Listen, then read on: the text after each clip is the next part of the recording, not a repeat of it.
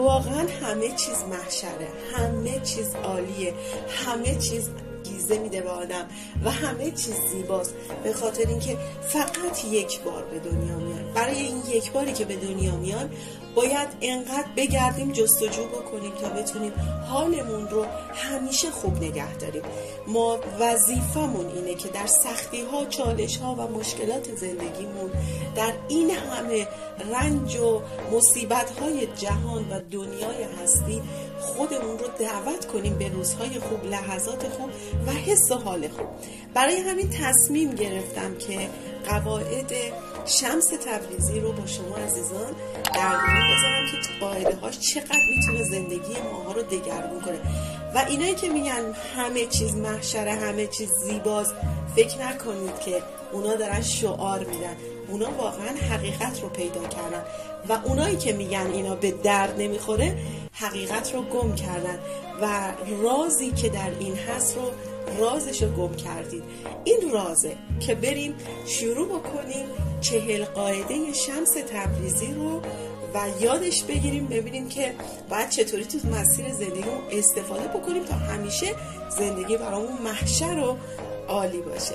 اگه دوست داشتی ما رو همراهی کنی عزیز دلم، زنگوله رو بزن، ما رو سابسکرایب کن تا ما رو گم نکنی و همیشه کنارمون باشی تا 40 قاعده رو با هم دیگه بریم جلو زندگیمون رو دگرگون کنیم. خب، شمس تبریزی و قاعده هایش. قاعده اول: کلماتی که برای توصیف پروردگار به کار میبریم همچون آینه ای است که خود را در آن میبینیم. هنگامی که نام خدا را میشنوی، ابتدا اگر موجودی ترسناک و شرم‌آور به ذهنت بیاید، به این معناست که تو نیز بیشتر از مواقع در ترس و شرم به سر میبری. اما اگر هنگامی که با نام خدا یا نام خدا را میشنوی، ابتدا عشق و لطف و مهربانی به یادت بیاید، به این معناست که این صفات در وجود تو نیز فراوان است. چقدر قشنگ گفته. یعنی هر چیزی رو داری در درونت حس میکنی بیرونت هم هست.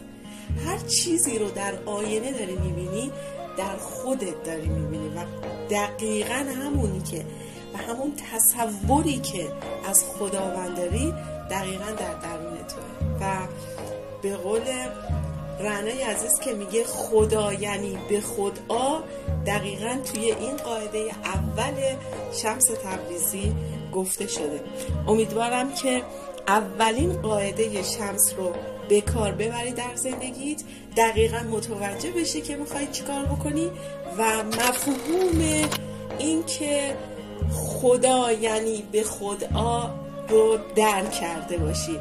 آینه را هر چی دیدی یادت بیاد که هر چی در درون توست در بیرون تو هم هست. حتما ما رو لایک کن، همراهمون باش، دنبالمون کن.